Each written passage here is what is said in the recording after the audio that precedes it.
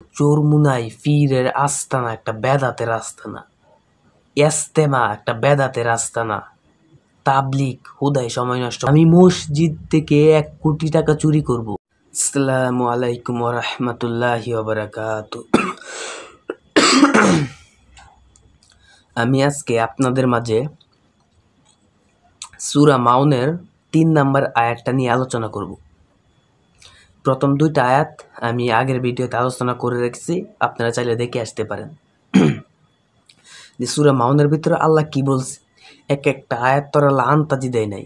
বিশ্বনবী সাল্লাল্লাহু আলাইহি ওয়াসাল্লাম এক একটা আয়াত রিসিভ করতে গিয়ে প্রচণ্ড শীতের মধ্যে গেমে কান হয়ে গেছে ভাই, এক একটা আয়াত রিসিভ করতে গিয়া। আর 6666টা আয়াত রিসিভ করছে ভাই, কত কষ্ট হয়েছে দেখছেন। আর আপনি এই আয়াতগুলো বাদ দিয়া কোথায় পড়ে আছেন ভাই? একটিবার ভাবেন তো ভাই যে আল্লাহ আয়াতটির মধ্যে কি কইছে। একটিবার চিন্তা করছেন আপনি জীবনে যে এই আয়াতটির মধ্যে আল্লাহ এই জিনিসগুলো কইছে? তাহলে উদয় কুরআন শরীফ দেওয়ার কোনো দরকার ছিল? কি আলোচনা করছে সূরা মাউনের ভিতরে, এই সংক্ষিপ্ত আমি কয়েকটা কথা আপনার মাঝে তুলে ধরবো, বাস্তব কয়েকটা কথা যা আপনার বর্তমানে সমাজের সাথে মিলে যাচ্ছে ভাই। যে জান্নাত সহজ না কঠিন পাওয়া ভাই, এটা আপনার নিজের সাথে আপনি মিলিয়ে নিতে পারবেন। তাহলে চলেন শুরু করি। কুরআন কারিমের সোনালী আয়াত একবার তেলাওয়াত করি। আউযু বিল্লাহি মিনাশ শাইতানির রাজিম, বিসমিল্লাহির রহমানির রহিম, ওয়ালা ইয়াহুদ্দু আলা তুআমিল মিসকিন।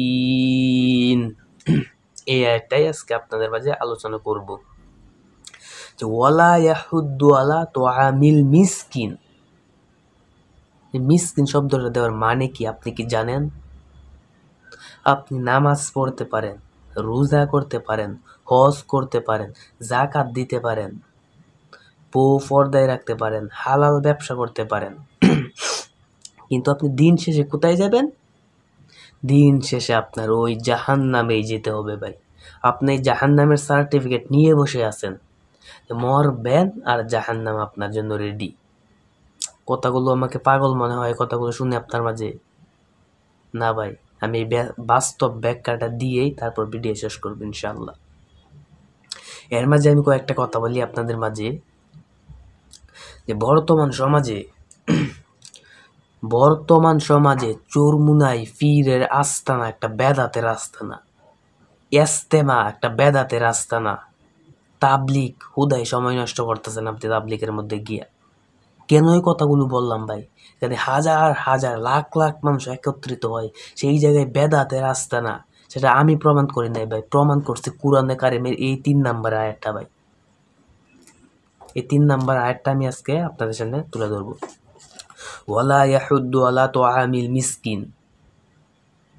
হে নবী, আপনি কি দেখতে পান যারা কারা কিয়ামত বিশ্বাস করে না? কারা জানেন কিয়ামত বিশ্বাস করে না? যারা মিসকিনদের যারা খাবারের ব্যবস্থা করে দেয় না। আরে ভাই হ্যাঁ, আপনাকে বলতেছি আমি যে আপনি যদি যেভাবেই হোক আল্লাহ আপনাকে চলার তৌফিক দিছে, খাবারের ব্যবস্থা আপনাকে করে দিছে আল্লাহ, কিন্তু যেখানে গরিব আছে সেখানে বড় লোক আছে, যেখানে বড় লোক আছে সেখানে গরিব আছে।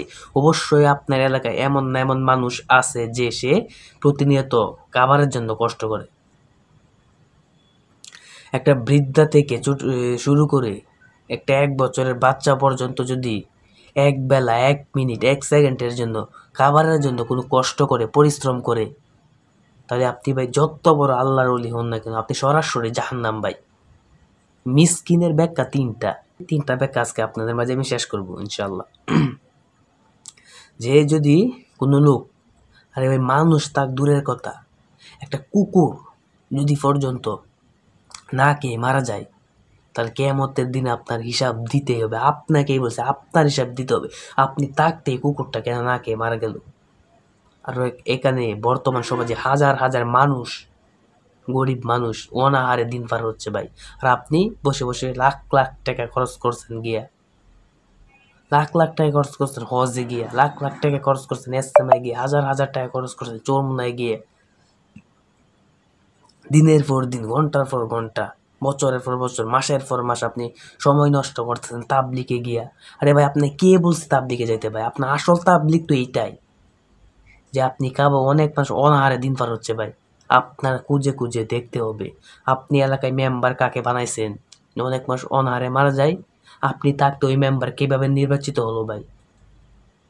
এখান থেকেই আপনি নিজেকে প্রস্তুত করেন যে আমি বাচ্চা থাকতে কোনো দিন কুরআনের বিরুদ্ধে কোনো মেম্বারকে, চেয়ারম্যানকে যেতে দিব না। অনন্ত আমার জীবন দিয়ে আমি একা হলেও গিয়ে লড়াই করব। আপনার কর্তব্য রে ভাই। যদি মেম্বার চেয়ারম্যান কাজ না করে ওইসব, আপনি যাবেন, আপনি যোগ্যতা মেম্বার চেয়ারম্যান হবেন ভাই। কুরআন মানেন, আপনি সবই হতে পারবেন ভাই।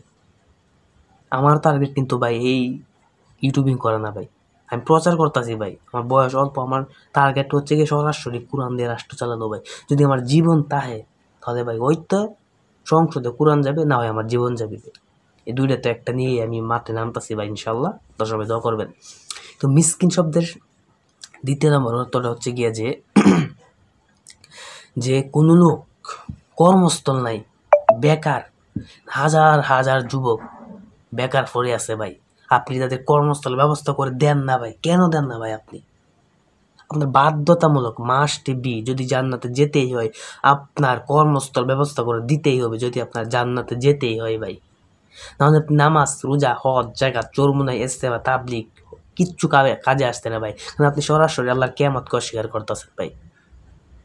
এই কথাগুলি কি মিথ্যা, আমার বানানো কথা ভাই?